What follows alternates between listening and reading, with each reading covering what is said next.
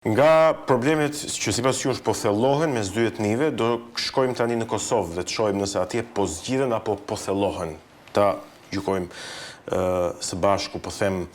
Dhe duat nisem nga ajo se çfarë presidenti Aleksandar Vučić i Serbisë u shpreh në fjalimin e tij në Asamblenë 80 të Kombeve të Bashkuara, kur dhe në takimin që pati me sekretarin e shtetit Marko Rubio përpara fjalimit, kur tha që Kosova është pjesë integrale e Serbisë. Sigurisht për ne shqiptarët ky është një deklarim shumë i rëndë, sepse për ne historia ka një tjetër rrjedhë dhe një tjetër zhvillim dhe një tjetër kuptim, por për Aleksandar Vučić ka një tjetër kuptim.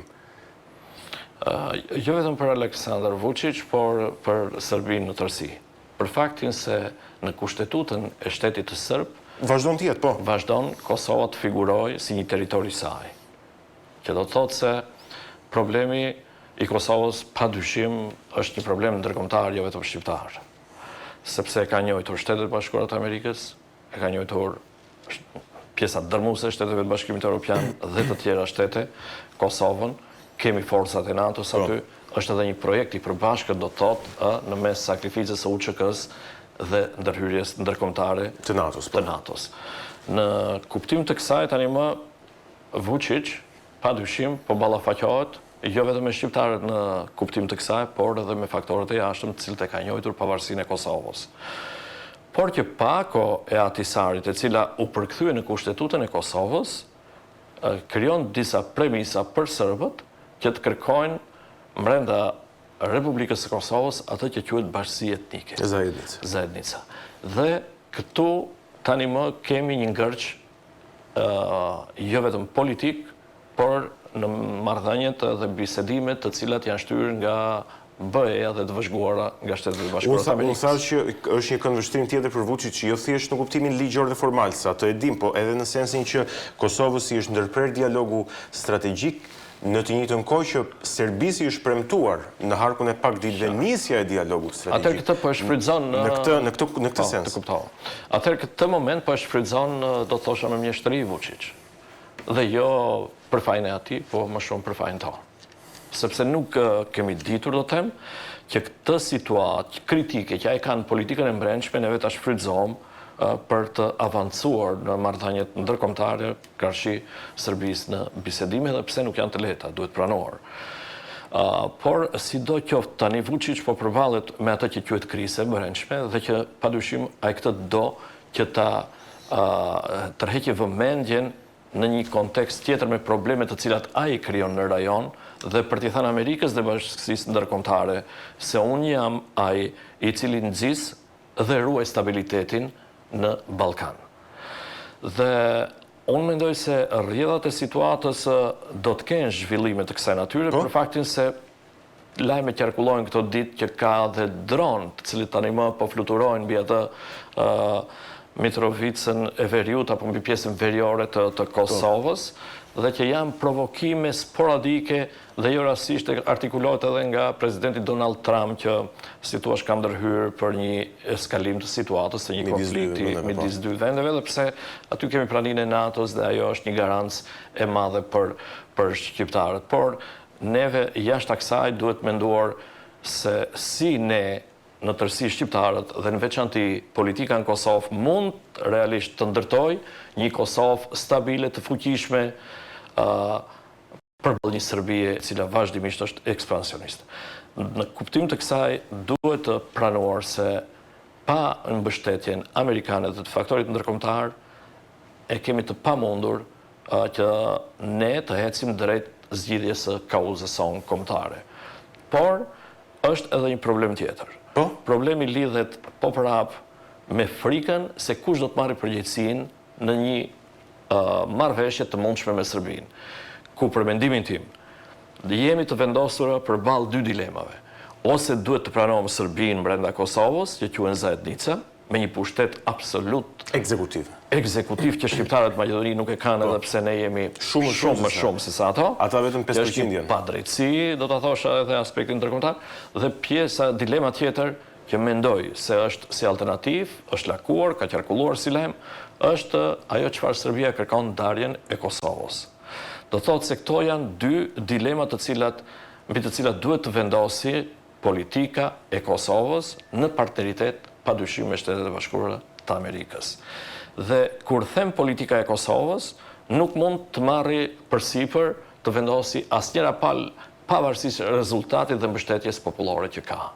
Dhe unë mendoj se këtu ka qëndruar dilema dhe mos të them frika, por realisht do të thënë një lloj pasigurie Albin Kurtit në kontekst për bisedimin që ka zhvilluar me Serbinë. Sepse edhe vendimi i ndërprerjes së dialogut strategjik nga ana e Shteteve të Bashkuara të Amerikës erdhi nga një moment i dështimit të bisedimeve në Bruksel të dy delegacioneve 2-3 javë më herë. Dhe pas këtij momenti u mor ky qëndrim i cili u lidh edhe me deklaratat e Albin Kurtit ndaj gjyqësisë dhe prokurorisë atjeshme, mosnjohjen apo presioni që ushtron ndaj institucioneve të pavarura në Kosovë, por që unë mendoj se thellë problemi qëndron në një lloj tërheqje të Albin Kurtit nga negociatat që duhet të zhvillojë me Serbinë dhe që i është kërkuar ndoshta një arritje kompromisi nga Shtetet e Bashkuara të Amerikës, për faktin se duhet kuptuar që ky moment është decisiv edhe për zhvillimet të cilat ndodhin në botë dhe që ne nuk mund të anashkalojmë apo mos të kuptojmë partnerin ton strategjik, por t'i krijojmë në përkëmbëza të tjera në këto rrethana. Në vazhdim të kësaj,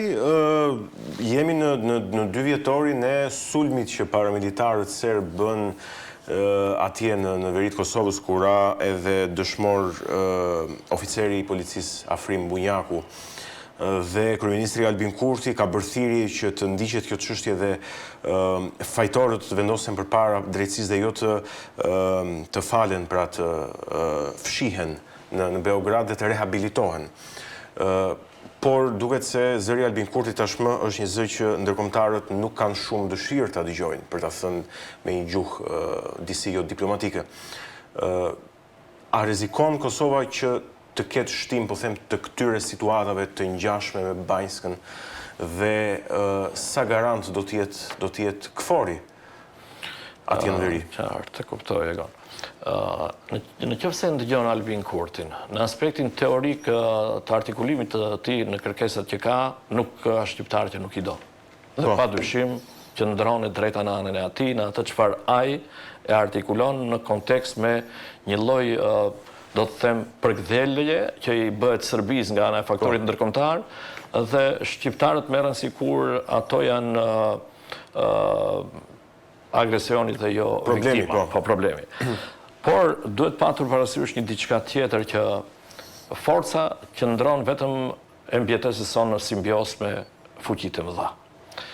Dhe kjo na detyron, na vendos përballë një situate që duhet të kemi maturi dhe një zgjedhje kompromisit e cila gjithmonë nuk është ajo çfarë ne duam. Por që a mund të kemi situata të ngjashme? Padyshim se po. Zgjerimi i sovranitetit në veri të Kosovës është një arritur e cila duhet të thënë që lindi nga Banjska, nga rënja e dëshmorit 2 vite përpara e oficerit të trupave mbrojtëse të Kosovës. Por që Serbia a ka tentativa të këtilla? Padyshim që ka. A duhet të kemi neve vëmendje dhe maturinë që mos provokohemi nga këto zhvillime? Padyshim që po. Dhe si rritet presioni ndaj Serbisë që të mos bëjmë gjëra të tilla? Kjo kërkohet për momentin, mendoj, nga klasa politike atjeshme dhe nga Albin Kurti, por që të ketë ndërhyrje klasike, mendoj se kjo është e pamundur. Që Amerika të lejë Kosovën nuk e besoj, për faktin se interesat strategjike, jo vetëm të Amerikës, të kujdo vendi tjetër, lidhen me popullatën, lidhen me vendin cili do të thënë i referohen dhe jo me një individ i cili sot është dhe nesër nuk do të jetë në pushtet. Në kuptim të kësaj, unë them që mund vetëm të kemi humbje të faktorit kohë, që është shumë i rëndësishëm për pjesën tonë, mund të kemi një zbehje, sepse jo gjithmonë interesat qëndrojnë të përjetshme, interesat janë fluide, janë afat shkurtra në politikë dhe këtë duhet patur në konsiderat, sepse nëse do të kemi një zhvendosje të interesit amerikan apo them edhe vëmendjen mos ta ketë në atë çfarë pritshmëri tona janë, neve padyshim se do të kemi probleme të cilat vështirë se mund të rikuperohen. Dhe duhet kuptuar që, e thash në fillim, produkti i asaj që quhet Kosovë është një investim i përbashkët. Dhe në kuptim të kësaj ka edhe detyrime ndaj partnerëve. Dhe detyrimet janë të mëdha dhe janë jetike me Shtetet e Bashkuara të Amerikës. Atëherë unë mendoj se këto do të rregullohen patjetër, uroj e shpresoj dhe kam bindjen që do të ketë një reflektim dhe nga Albini, por atje me sa duket do të kemi edhe zgjedhje të parakohshme, të cilat më pas do të sjellin një qeveri, mendoj, të re. Ajo çfarë mua më shqetëson është se nuk u lexua drejt vullneti i qytetarëve shqiptarë të Kosovës, nga asnjëra forcë politike e atjeshme. Ku në qoftë se i përkthejmë numrat apo si thua rezultatet e arritura në zgjedhjet e atjeshme, vullneti i qytetarëve shqiptarë të Kosovës ishte që të kenë një qeveri të unitetit. Kështu lexohet rezultati. Nuk kishte mundësi që të krijojë qeveri asnjëra palë, patjetër. Dhe ky vullnet nuk u morën në konsiderat as nga partitë politike, por as edhe subjektet politike nuk janë të vëmendshme ndaj kërkesave të faktorit jashtëmdhati amerikan, andaj ky ngërç politik, ky stagnim, them se është padyshim shqetësues. Për të kaluar edhe tek çështja e fundit që patjetër doja ta diskutoja me ju, është procesi gjyqësor që po vijon ndaj krerëve të ushtrisë çlirimtare të Kosovës në gjykatën speciale në Hag, 3 dëshmitarë të fundit në favor të zotit Hashim Thaçi kanë dëshmuar dhe janë mirëpritur në gjithë në mbar opinionin publik shqiptar. Kjo është pak po e sigurt, por dilema është kjo. Nëse roli i UÇK-s nuk ka qenë aq drejtues dhe aq primar saq ne jemi mësuar që ta dimë dhe ta kuptojmë. Pyetja që shtrohet është, a ka liria emër? Po e bëj në mënyrë metaforike këtë pyetje. Besoj ju ma kuptoni. Pra cili është roli i UÇK-s mes kontributit në çlirimin e Kosovës dhe po themi decentralizimit, i qenë një strukturë decentralizuar. Nëse tham liria ka emër, padyshim që ka. Ajo është në radhë parë sakrifica mbar popullore, është gjaku i derdhur dhe padyshim mbrapa asaj më pas kemi daljen në skenë të ushtrisë çlirimtare të Kosovës, e cila ishte e diktuar nga një lloj gjenocidi i cili po përgatitej nga regjimi i Miloševićit. Pra lindi në këto rrethana UÇK-ja. Nuk lindi si një forcë agresive. Jo, sigurisht. Nuk lindi që të ketë pretendime territoriale, por lindi që të mbroj vendin dhe që të pavarësoj Kosovën nga Serbia. Në kuptim të kësaj, prandaj dhe me të drejtë, gjyqi në Hag nuk është individual. Nuk i bëhet vetëm asaj katërshës, por aty gjykohet Kosova. Këtë e them për faktin se që të gjithë e dim se u ngrit me një lloj presioni gjykata speciale e Kosovës për në Hag, por të bazuara në një lloj dëshmie e cila burimet i kishte në Serbi.